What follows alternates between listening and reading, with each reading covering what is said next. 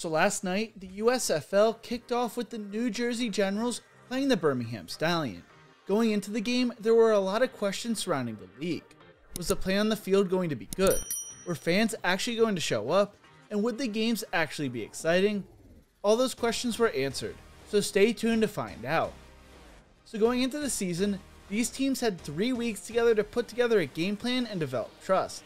This is crazy because these are players that have never played together.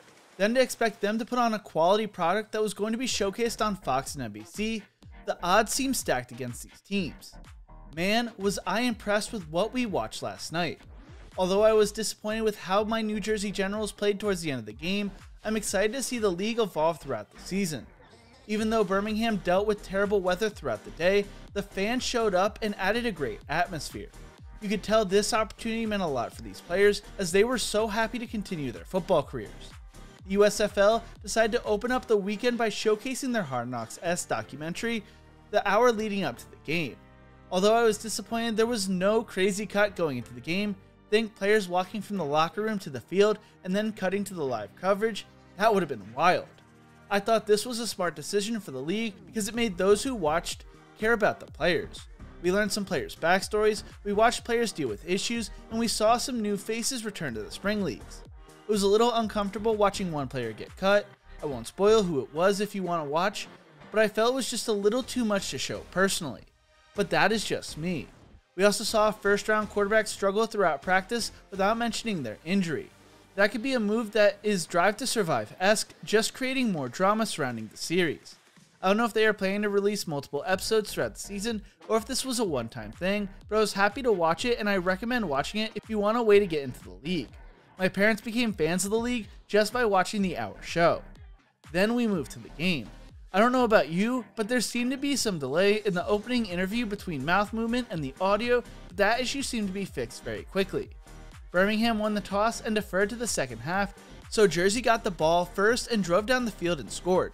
Luis Perez impressed with a deep ball that was topped off with an even more impressive catch, and then he later had a touchdown pass.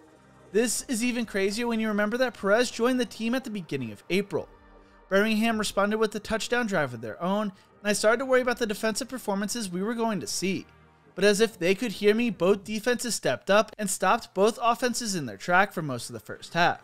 The game went down to the wire with Birmingham scoring the game-winning touchdown with under 30 seconds left. The final score was 27-24. I would rate the documentary before the game a 7.5 and the game itself an 8 out of 10.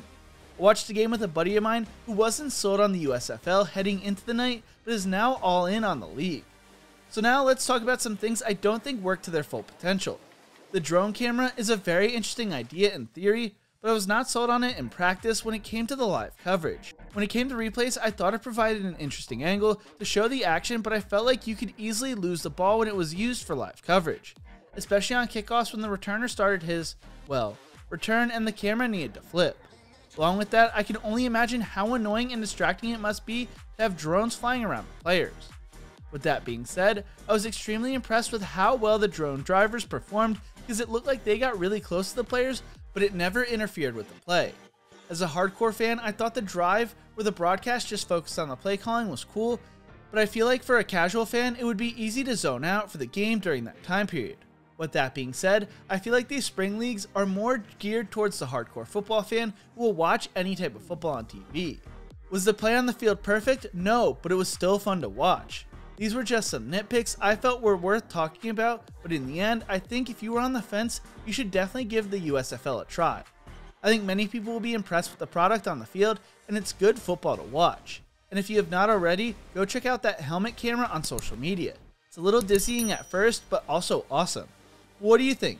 Were you impressed with the USFL? And if so, who will you be rooting for this season? Let me know in the comment section below.